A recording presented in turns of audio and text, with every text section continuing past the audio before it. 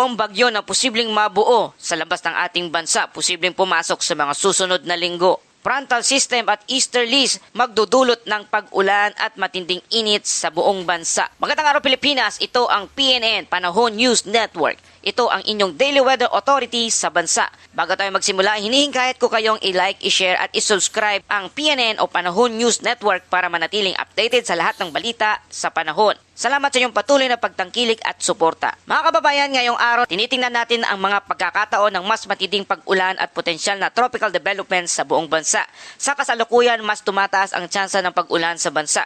Tingnan natin ang satellite imagery sa Pilipinas. May isang malaking sistema na ulan na papasok na na-highlight natin sa nakaraang video. At ito ay tuloy pa rin sa track. Ngunit hindi lang iyon ang dapat bantayan. Sa likod nito, may mas tumataas ang tsansa ng pagkakaroon ng ilang tropical development sa mga susunod na araw.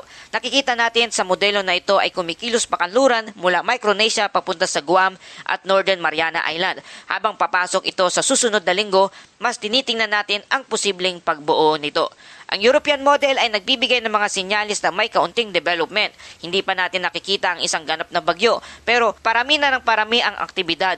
Iba't ibang modelo na nagpapakita ng bahagyang pag-ikot patungo sa development. Kaya habang tumatagal, mas tumataas ang tsansa na mas maraming pag-ulan sa ating bansa.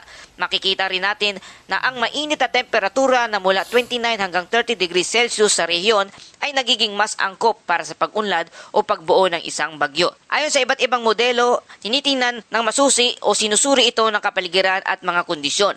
Habang tumatagal, mas nakikita natin ang tsansa na magkakaroon ng isang tropical depression o isang bagyo, kaya manatiling nakasubscribe sa channel na ito dahil tayo ang unang makakatanggap ng updates. Ngayon, tinitingnan natin ang 2 lugar na posibleng magdala ng mas matinding pag-ulan. Ayon sa mga modelo, mas tumataas ang tsansa ng tropical development sa darating na linggo.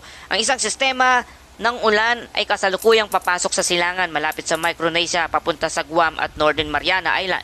Habang ito ay gumagalaw, may mas mataas na tsansa na magkaroon ng ulan na maaring humupa sa init sa ilang bahagi ng ating bansa.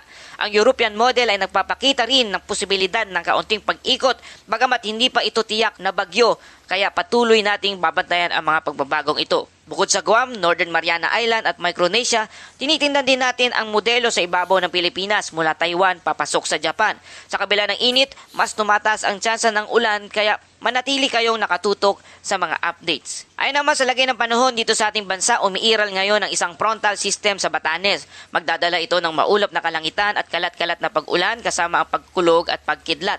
Samantala, ang easterlies naman ang nakakaapekto sa Central at Southern Luzon, Visayas at Mindanao. Dahil sa easterlies, ang Metro Manila, Central Luzon, Calabarzon, Mimaropa at Bicol Region kasama ang Visayas at Mindanao ay posibleng makaranas ng bahagyang maulap hanggang maulap na kalangitan na may pulupulong pag-ambon at pag-ulan, pagkulog at pagkidlat. Ang nalalabing bahagi ng Luzon ay posibleng makaranas rin ng bahagyang maulap na kalangitan na may pulupulong ambon dahil sa localized thunderstorm. Mag-ingat dahil posible ang pagbaha o pagguho ng lupa dulot ng malakas na thunderstorm. Dagdag pa sa inaasahan na umaabot sa 45 degrees Celsius ang heat index na itinuturing na sa danger level sa Dumagas, Iloilo at Butuan City, Agusan del Norte. Samantala, nasa 39 degrees Celsius naman ang heat index sa Metro Manila at sa iba pang bahagi ng ating bansa na itinuturing naman na extreme caution.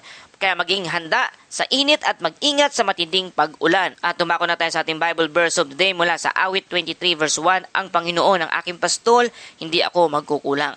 Sa gitna ng pagbabago ng panahon, tandaan natin na may gabay tayong umaalalay ang ating Panginoong Hesus na kung saan siya ang nagkakaloob ng lahat ng ating pangangailangan, pag-iingat at proteksyon. Ito ang PNN Panahon News Network. Lagi maghihanda sa anumang pagbabago ng panahon. I-like, i-share at mag-subscribe na para sa mga susunod na updates. Manatiling ligtas, maraming salamat at magkita-kita tayo sa susunod na Ulat Panahon.